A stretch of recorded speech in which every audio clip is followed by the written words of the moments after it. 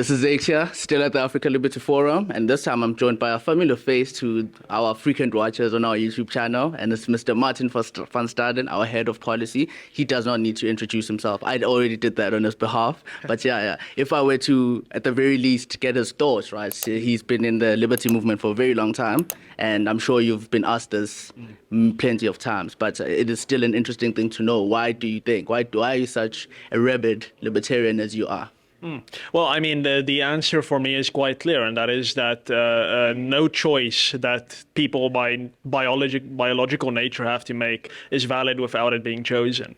Human beings have free ways of making decisions, that is unconsciously by choice or coerced into doing someone else's bidding. And out of all three options, I think choosing to do something is just generally the more moral, the more efficient way of having a good society.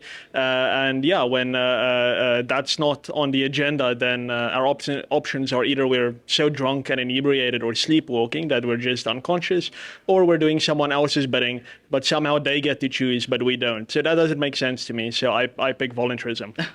A great answer. You are here at the African Liberty Forum and as also a member of the George Ayittey Society, which had its first in-person meeting. If you were to tell us what has been the highlights of this year's Liberty Forum for you.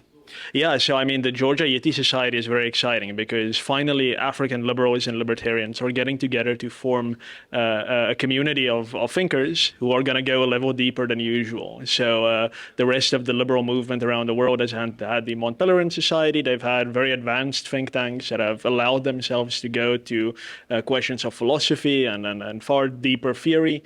And yeah, one must acknowledge that theory isn't practical and that it doesn't really relate to what happens kind of on the ground on a day-by-day basis.